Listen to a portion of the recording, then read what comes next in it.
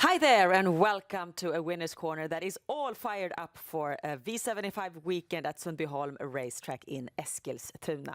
Saturday we have an exciting V75 round and Sunday we also have a V75 round that includes the British Crown finals.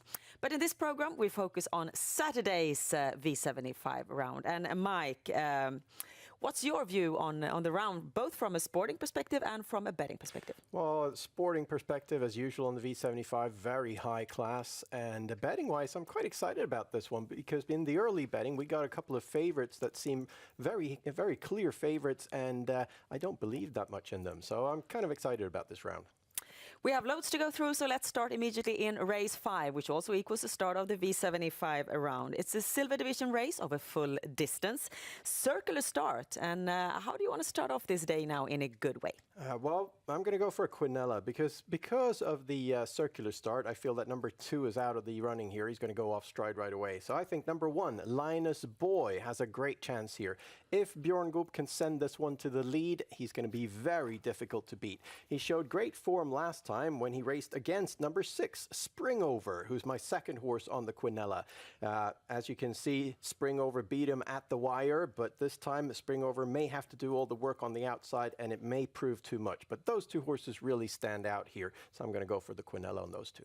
So a nice Quinella there to start off the day with horse number 1, Linus Boy, and number 6, Springover in race 5. We move on to the next race, and that is a very nice race for 3-year-old horses. And Mike, number 11, Very Kronos, will become the favorite here. Is he the one that you will put your money on as well? Well, he's an extremely capable horse. I think he's won every time he's stayed trotting, but he does go off stride every once in a while. He's nervous, high-strung, and I think it's a very poor post for him here. He's going to have to do a lot of work on the outside.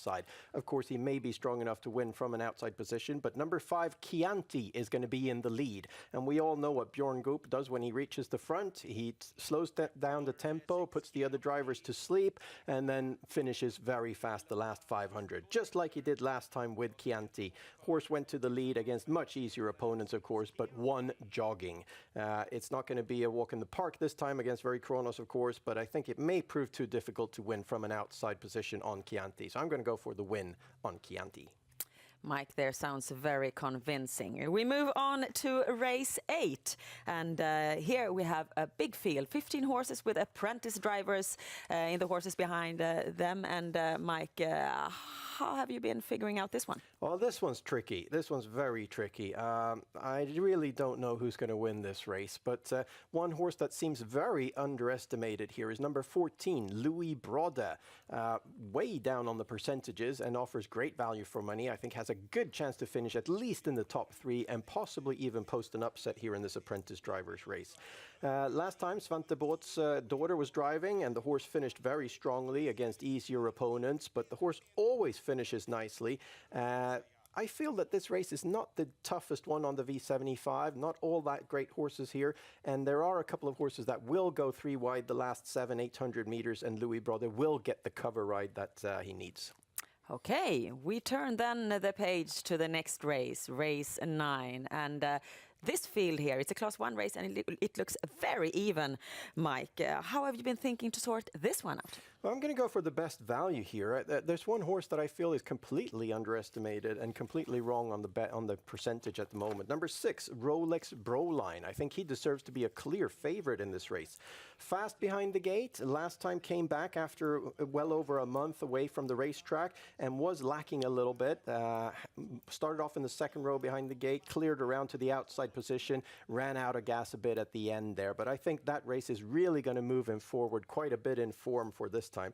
Björn Goop says that he hadn't trained all that hard coming into that race. So he's going to move up in form. And from this post here, I feel he should be a very clear favorite here. So great value for money. So a win bet there with number 6, Rolex Broline, with Björn Goop in the race bike. We move on to the Daily Double, and as usual we find it in races 10 and 11. DD1 is a bronze division race where we find number 5, I'm Just a Son, and this horse, Mike, it's the biggest favorite in the whole round. 4 straight victories. Many people think that he will go to the front here, and if he do so, can somebody beat him? If he takes the lead, he's going to be very difficult to beat. I agree with that. But I think that people underestimate the horses on the inside. I think he's going to get parked on the outside of number 3, Silver Annie. Silver Annie has absolute perfect form, and there's no reason to surrender the front willingly. She's extremely fast behind the gate, and I think this time they're going to try in the lead. But then there are a couple of horses that offer good value for money on the daily double as well. Number 9, Bålsta Palema, for instance, moves down in class quite a bit this time, always finishes strongly. Last time a little bit of a disappointment, but now the vet, he's gone to the vet and he's going to be better this time. And then number 11, Starro Ivy League, always finishes great on the V75, and also I feel moves down in class a little bit. Okay, 3 horses there. DD2 is a class 1 race of a sprint distance. Have you found a banker here? Unfortunately not. I'm going to go for a big system this Saturday. I've got number 1, Carmine Am. I can't leave that one off, even though he risks getting locked in on the inside here, but he was very convincing last time. And then my personal winner is number 6, Track Angle, who really showed form last time when he did go off stride, but then finished very strongly. So I'm going to go for 2 horses in the second leg.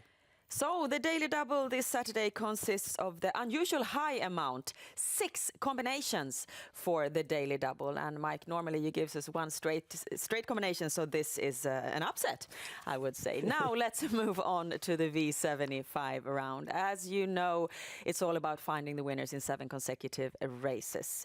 And Mike, he thinks here that he's got the solution for us today. Mike, though, first I have to ask you, how did you do in the V75 World Cup last Saturday? Last Saturday, not all that great. If I recall correctly, I had 4 right that one, so I'm still at 9 correct in total. So I got to shape up and do better. Yeah, you certainly do. And this V75 round is the 4th in the 4th round of the V75 World Cup.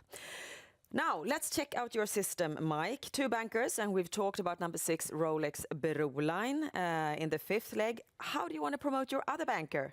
Number 2, Nadal Broline in the gold division, V75-3. Well, I feel he's up against easier opponents. The toughest horses haven't shown any form. Cruzado de la Noche comes back after a bit of a layoff. On Track Pirata, not all that perfect form. So from an excellent post here, I think Nadal Broline should win this one. Okay, that's 192 combinations we have for the V75 system this Saturday. And I also want to mention that you can still register and participate in our competition V75 World Cup at our website swedishhorseracing.com. Now we wish you the best of luck with your bets this Saturday to Sundbyholm Racetrack in Eskilstuna. Good luck, bye-bye.